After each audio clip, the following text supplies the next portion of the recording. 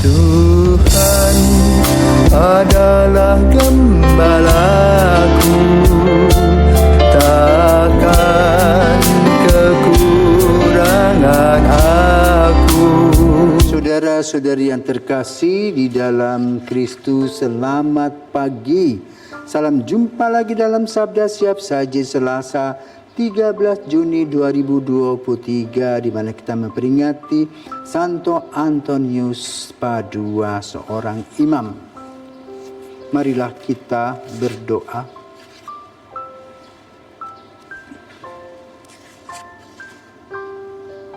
Dalam nama Bapa dan Putra dan Roh Kudus. Amin.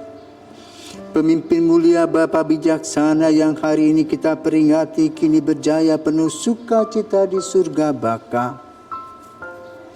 Ia selalu sungguh berusaha untuk membantu membimbing sesama, giat mengabdi dengan tulus hati Allah sejati. Semoga kita ditolong doanya dan menerima pengampunan dosa, dihantarkannya menuju ke surga menghadap Bapa. Dimuliakanlah Bapa Maha Murah bersama Putra Penebus dunia, Roh Kudus pula penghibur gereja selama-lamanya. Allah yang Maha Kuasa, selama-lamanya Santo Antonius Pengkhotbah yang ulung itu Kau jadikan penolong dalam keperluan umat-Mu. Semoga berkat bantuannya kami Kau topang dalam segala perjuangan guna menjalankan ajaran hidup Kristen.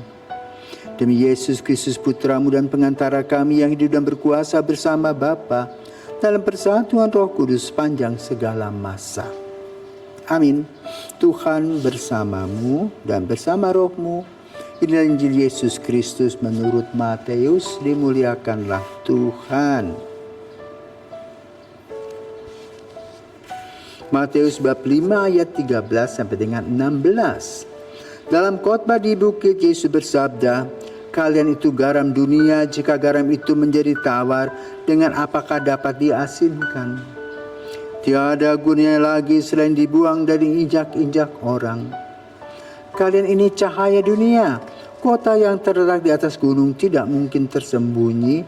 Lagi pula orang tidak menyalakan pelita, lalu meletakkannya di bawah gantang, melainkan di atas kaki dian, sehingga menerangi semua orang di dalam rumah itu. Demikianlah hendaknya cahayamu bersinar di depan orang, agar mereka melihat perbuatanmu yang baik dan memuliakan Bapamu di surga." Demikianlah sabda Tuhan, terpujilah Kristus. Nah, saudaraku terkasih, kita hari ini membahas tentang Santo Antonius Padua, Santo penolong barang hilang. Saya punya pengalaman dengan Santo Antonius. Pertama, ketika kami berada di Meksiko, mau berangkat menuju gereja-gereja di sekitar Meksiko, ada seorang ibu, nyonya dokter, dalam perjalanannya menangis dan minta kita kembali setelah 30 menit berjalan. Kenapa ibu? Cincin kawinku tertinggal. Lalu saya tanya penumpang yang lain, gimana? Gak bisa. Itu kesalahan dia pribadi. Menangis dia. Lalu kami berhenti di sebuah gereja, ada di sana patung Antonius. Dan ibu, sini, saya bilang, ini loh ada Santo Antonius. Berdoa ya, biasanya pelindung barang hilang dia. Gimana saya? Pokoknya berdoa. Jadi kami keliling-keliling gereja, dia berdoa sendiri di situ. Lalu berjalan lagi, tentu dia gelisahkan barang itu, barang intan loh, berlian. Lalu kami sampai lagi jam 11 kira-kira di sebuah gereja, dan kita baru bertemu nanti jam 3. Di situ kebetulan ada juga patung Santo Antonius. Bilang, "Bu, sudahlah ibu duduk di sini, baru nanti lihat hasilnya." Memang rasanya jamnya tuh gimana, pengen cepat-cepat malam aja kan. Udah kamu doa, kami semua jalan-jalan berkeliling. Sore lewat dan sampailah kami di hotel kami tinggal. Apa terjadi? Lalu resepsionis mengatakan, Indonesian Group. Langsung kami, ada apa tuh? Ya, siapa tahu itu berhubungan dengan cincin. Pergilah dia juga menangis, tapi tangisnya tangis gembira. Cincin ditemukan. Ternyata cincin itu ditaruh di wastafel dan petugasnya itu menaruhnya di lobi. Saya bilang kasih duit loh, karena harga kamu punya Intan tuh puluhan juta. Satu itu.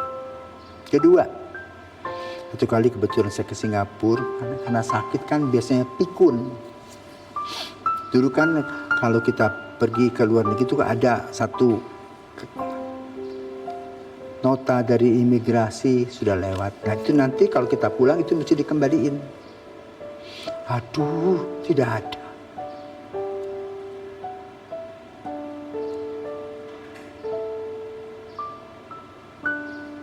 Gimana ya?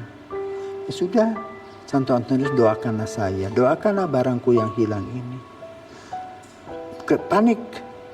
Tapi kemudian pada hari H, 2 jam sebelum pulang, tiba-tiba nongollah kertas itu di dekat pintu. Seolah-olah menghantar. Pada saat sudah balik-balik di situ nggak ada. Itulah Santo Antonius. Nah maka saya mau cerita siapa sih Santo Antonius itu? Santo Antonius itu sebelum bergabung menjadi seorang OFM Fransiskan, dia adalah imam dari kelompok Agustinus. Kecilnya dia bukan bernama Antonius tapi Fernando. Dia adalah anak tunggal dari ibu Maria dan Bapak Martin Bulhom di Lisbon, ya, itu Portugis. Kemudian dia sekolah di Coimbra dan dia menjalin persahabatan dengan para Fransiskan. Pada suatu hari di biaranya dititip 5 martir yang digorok lehernya di Maroko. Maka kemudian dia tertarik ingin menjadi martir juga. Lalu meninggalkan kelompok Agustinusnya dan bergabung menjadi OFM Fransiskan. Ternyata di sana dia bertumbuh hebat berkhotbah, mulutnya mulut emas. Apa yang disampaikan itu bermakna dan orang ingin mendengar suaranya yang menggelegar, tetapi begitu banyak nilai-nilai yang dapat ditangkap dari apa yang disampaikannya. Tapi waktu dia meninggal yang aneh adalah orang minta barang-barang hilang dan kembali. Itulah Santo Antonius. Maka Injil pada hari ini dikatakan kalian inilah garam dan terang dunia. Kalau garam tidak asin lagi dan cahaya sudah tidak ada lagi, tak ada gunanya. Maka kita berusaha ya agar cahaya kita tetap bersinar dan garam yang kita tetap asin. Bagaimana caranya? Ya ikut Santo Antonius punya teladan. Percaya kepada Tuhan dalam kesibukan manapun Antonius, tetap mencari Tuhan dalam meditasinya dan ikut ekaristinya. Melepas bebas, tidak terikat kepada harta benda dunia ini, walaupun dengan khotbah-khotbahnya yang hebat dia bisa menghimpun dana. Orang datang membawa segala sesuatu, tetapi dia tidak terikat dengan apapun. Itulah kuncinya. Bersatu di dalam Kristus, tidak lekat kepada dunia. Tentu kalau Antonius mau ya kaya raya dia secara pribadi, tetapi dia tidak mau.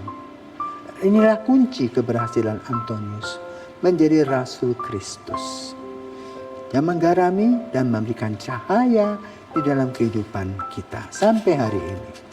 Santo Antonius, doakanlah kami.